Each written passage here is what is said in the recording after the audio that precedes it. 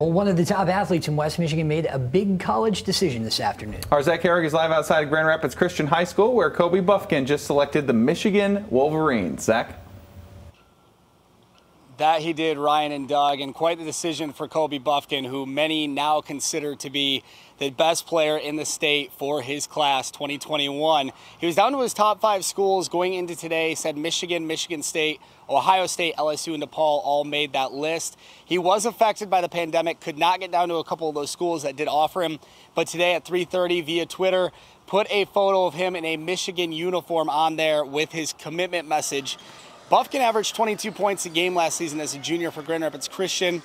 And as mentioned, he's been shooting up the recruiting rankings as of late.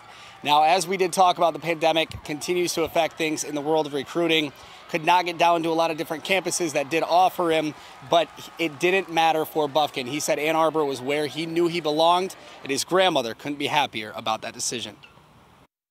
Really, with the whole pandemic, as you know, our whole world is really on shutdown, and the NCAA made a couple of decisions with the live period and stuff. So really, I wasn't really waiting on much else. I was kind of comfortable with where I was at, so I decided to lock myself in right now. He's pretty smart, really basketball savvy, so I knew whoever he picked, it would be the right one, and I'm so glad. It's Go Blue. I'm happy for him.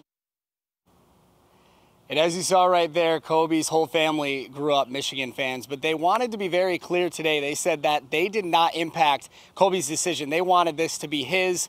They didn't even really nudge him in that direction, but he said because of the comfortability with the coaching staff and just the overall family-like atmosphere, he chose the Michigan Wolverines over Michigan State and Ohio State and those other schools. We'll have much more on Kobe's decision coming up tonight during Fox 17 News at 10 and 11.